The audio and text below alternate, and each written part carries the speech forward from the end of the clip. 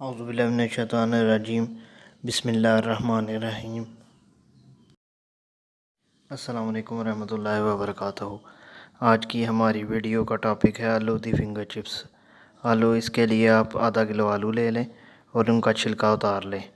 छुरी के साथ इनको चकोर शक्ल में काट लें या मशीन का इस्तेमाल करके इनको चकोर शक्ल में काट के पानी में भिगो दें। अब इनको आधा घंटा भिगोने के बाद पानी से निकाल कर खुश्क कर लें और तकरीबन 10 मिनट के लिए इनको खुश्क होने के लिए छोड़ दें। जब ये 10 मिनट के बाद खुश्क हो जाएं तो इनमें अनारदाना, पिसा हुआ सूखा धनिया, हरी मिर्च, सुरख मिर्च या नमक वगैरह शामिल कर लें।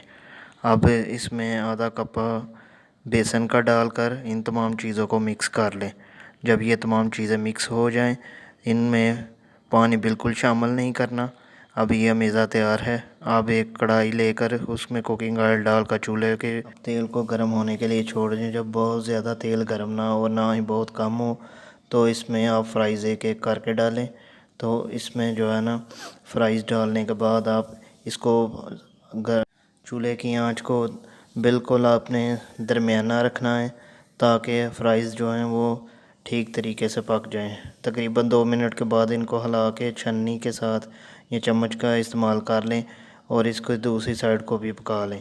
जब ये मुकम्मल तौर पर पक जाएं तो इनको उतार कर टिश्यू पेपर के ऊपर फैला दें और इसको आमचूर या चाट मसाले के साथ इस्तेमाल करें। ये कितनी आसान रेसिपी है, आप इसको घर में ट्राई कर सकते हैं। अगर आपको ये वीडियो अच्छी लगी हो, इसको लाइक करें, अपने दोस्तों रिश्तेदारों के साथ शेयर करें और हमारे चैनल को सब्सक्राइब करें। मिलते हैं इंशाल्लाह नेक्स्ट वीडियो में। तब तक के लिए इजाज़त दीजिए। अल्लाह हाफिज़।